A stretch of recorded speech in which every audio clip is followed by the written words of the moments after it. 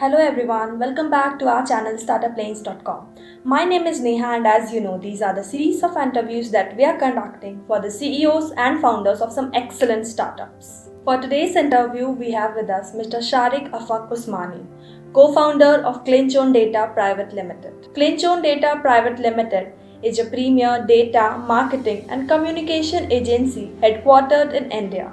Their vision is to create revolutionary business ideas that will help their client to grow. So to know more about their offerings, do watch this video till the end. Hello sir, I am Neha from Startup Lanes and we welcome you for this interview today. Thank you, Neha. Thank you so much. Yeah, so please introduce yourself to the viewers. Definitely. Hi, everyone. My name is Shariq Afaq Usmani. So my company started in 2020. That was around June 2020, amidst the lockdown. And I had this idea going up in my mind since 2013 or 14 that there should be, some kind of data services being given to different people because everyone, they require data to set up their business and to go about their work. So I just went about and I had and finally I left my the place I was about and I started the company. And since then there's been no looking back and I've constantly gone on and tried to make clients. In 1 year I have 3 to 4 clients whom I'm working with on a constant basis and I'm providing them data with the different kind of needs and wants they have and in different domains and however they require it. Right?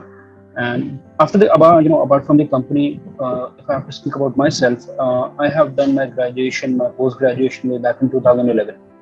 I finished it and then I started working in different companies. My first company was McMillan India Private Limited in 2007. And since then I've been working with different companies. I got campus placement after doing my MBA from Jamia Hamdard University. And I gradually changed companies. I even worked in BPOs, just because I had to gain experience of how to talk with different people. It gives you very, very good exposure.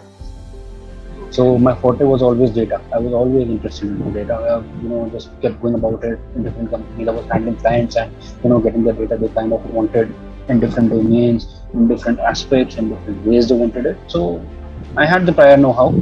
So in June 2020, I just came about and I started my company. And from there, it's not a smooth sailing, but yes, very good for a start at least. Okay, sir. So my very first question to you is, how did you come up with this idea of your startup? Well, actually, what happened was, when the pandemic started, there was a very negative growth trend in many industries.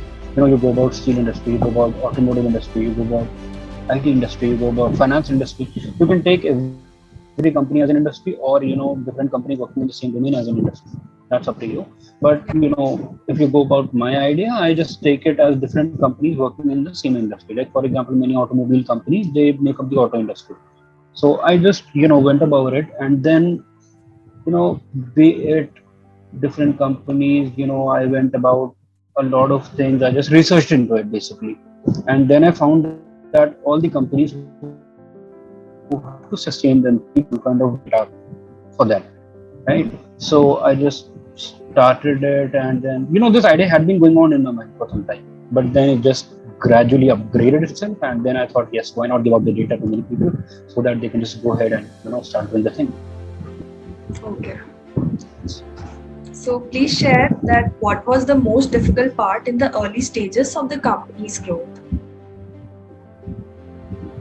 When I was starting out this company, the most difficult thing apart from the funding stuff has always been,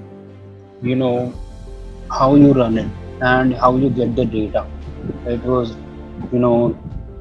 never easy for me. People, they do not, because they think that, the data might not be secure for them. They are always skeptical about it. So I just had to first of all instill the confidence that your data is going to be secure.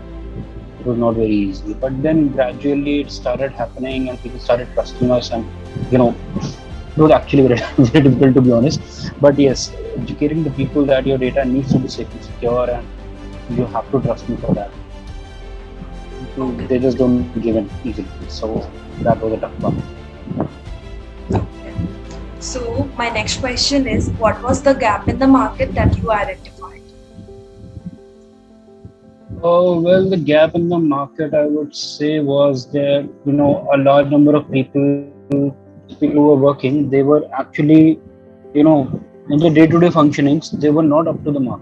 Like, for example, a company started and they just started doing anything and everything. Like, for example, you must have seen that there were a lot of sellers going on Amazon during 2020-21. If you see, there has been a remarkable increase in Amazon sellers, and almost 95% of them, they do not have an idea what they have to do. Like, for example, if it's the festive season, just go on selling, any kind of artificial jewelry or real jewelry or whatever. They just don't give in to what they actually have to do. So this was a big, huge gap which I had been seeing since a long time. So I just tried to cash in on it, and the accuracy of the data which has to be maintained, and many companies which also have data, they do not have the accurate data with them. They're just working on anything and everything once again. So that had to be removed. So what we did was ClinchnOwn just took up this opportunity of giving first of all the right kind of data, and then safe, secure, and accurate data to our customers.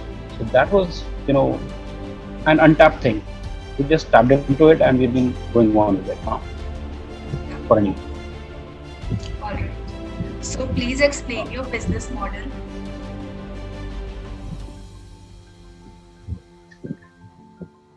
ClinchnOwn, it's actually a B2B startup. We are not into B2C customers right now. Like, for example, if there's an individual who comes to me and says that I need the data for my building and how many people are living in it, we don't do it right now. We are into B2B model.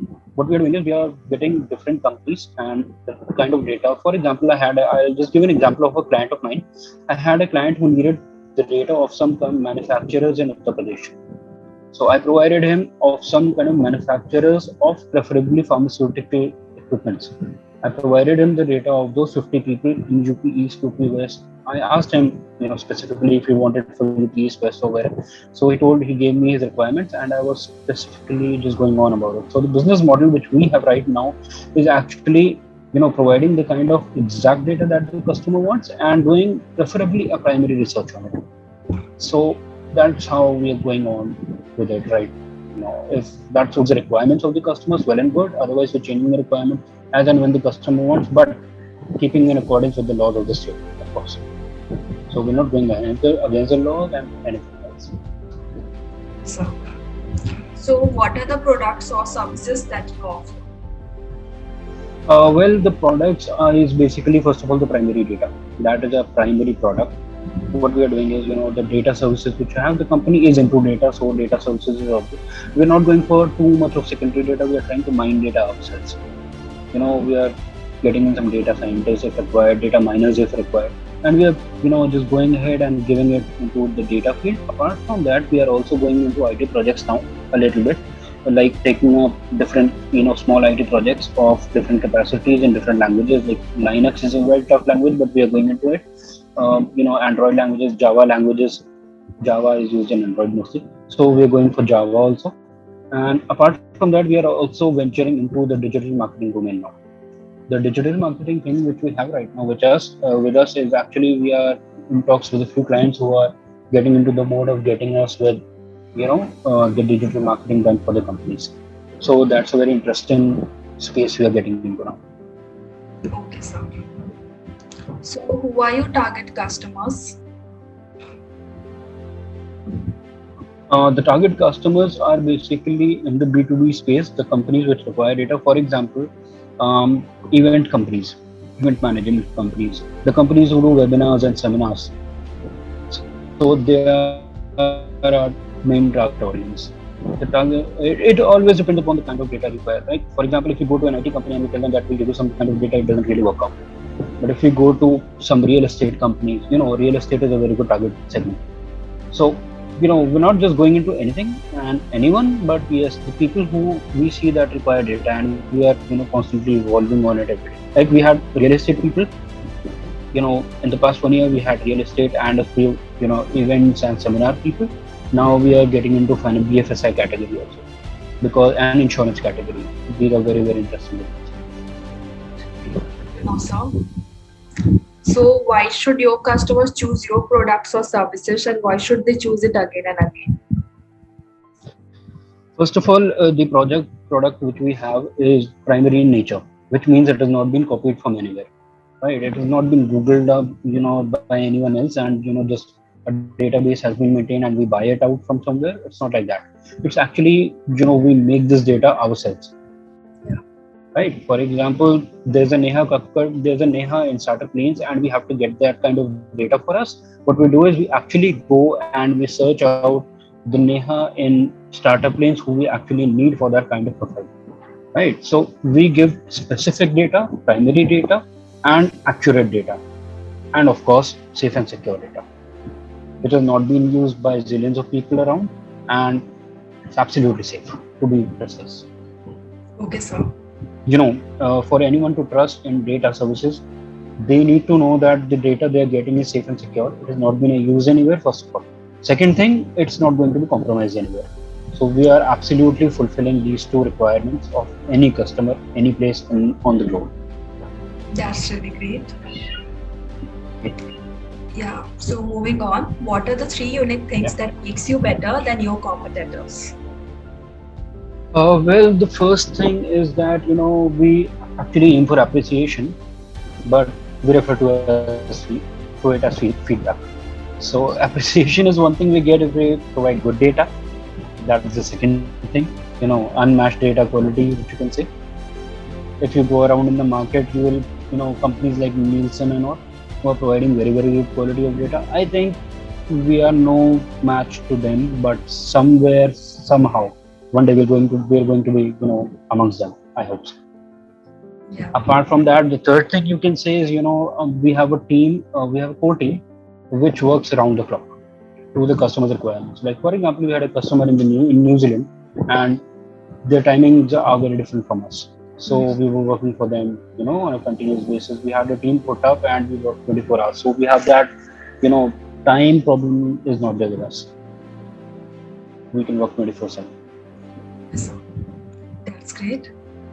So my next question to you is, why should a job applicant work with you? Well, actually, for any kind of data company, especially for ClinchnOwn Data Pvt Ltd, what we do is, the data which you get is through the human mind, right? It depends upon how the human mind is working. If the mind is good at work, then it will generate very, very good data. And we are very, very optimistic with the kind of people we work, right? The team which we have in place, they are very, very good data miners, I would say, right? And because of that, we value them back. It's obvious. It's a give and take relationship with them. We value them back because we know their worth. We know what they're worth, right? So, the indigenous brains which we can get, and the people who can justify what they are doing, we certainly look forward to it. So that's why we think that anyone looking for getting into this data thing, they can always approach us because their worth will be noted. If they're worthy, they will have the deal without any kind of discrepancy or anything. Right, sir. So if it wasn't for your company, what would you be doing right now? Well, to be really honest, I am not planning on this thing because I do not shut down my company and start doing anything else. I plan to actually, just make this company grow and grow so that I do not have to think what I will be doing if I'm doing this. But to answer your question, if you really have to ask me if I would have been doing something else, well, I would have been in a job somewhere, preferably at a very good position. But my first priority would be to get this company going and never look back, never have to close it down. Okay, sir. So are you looking for any vendors to help you simplify any part of your business? Always, we are always optimistic, and we are always, gung ho about any kind of vendors or clientele building up for us 24 hours of the day, 365 days of the year. So we are always ready for clientele vendors. The work should come in like anything. We are always ready. Okay, sir. So please share your recent and long-term plans for your startup. The short-term plans we are looking at, bringing new clientele all the time, so that the work keeps coming in, right? And when the work keeps coming in all the time, then the long-term plan sets in place. which is, just to be counted as a market leader and be counted among the biggest companies which are there in the market. Someday, I am very optimistic about being in the big four someday. Maybe relaunching a big six, big seven, big eight, something like this. Like, if luck favors me, and I go about, working that kind of hard, which I will, of course. All right. So, moving on to the next question. Are you raising external funds or are you willing to raise it in the near future? Well, actually, we're not raising any kind of external funds as of now because the work we are doing is not too big right now, and the market situation is not such that it would help us in raising any kind of new funds. The new fund, we're looking at it probably in the second or third quarter of 2022. So we're not looking for a funding kind of thing before that. Okay, sir. Because right now we are mainly in the North Indian market. We'll get to the South Indian market in a couple of quarters, I would say. Maybe the fourth quarter or the first quarter of next year, and then we'll be looking out at some kind of funding options. Okay. So, what is your feedback on startup days? Thoughts on the startups these days. It's actually, it's kind of a bubble being created now, and it's very good for the industry. But once a bubble is created and the bubble bursts, then it's a problem. So everyone is, launching a startup these days. If you go to any third or fourth house in the vicinity, you see a startup being, brought up, and that's not good actually. It should be, a little bit organized, which is not happening right now. If everyone starts to do the same thing, then it's not going to give you any kind of good results in the long term for the economy, for the government, or anything. So it has to be a little organized. Okay. So, sir, my last question to you is there anyone you would like to thank for supporting you in your journey? Well, my parents have been a very, very big support. And apart from that, I have a few friends who are, constantly egging me on that, yes, go on, do it. I'm doing it right now. And apart from that, my colleague, my co-director, she's been very good at the supportive level. She has always been, that yes, we'll do it someday, it will be done someday. So I'm pretty optimistic and pretty thankful to, apart from the Almighty, of course, I am thankful to my parents and friends and my colleagues. Okay, sir. Thank you for your time. It was great having you here with us, and we wish you all the best Same for here, your Neha. future endeavors. Thank you so much, Neha. You too have a great day.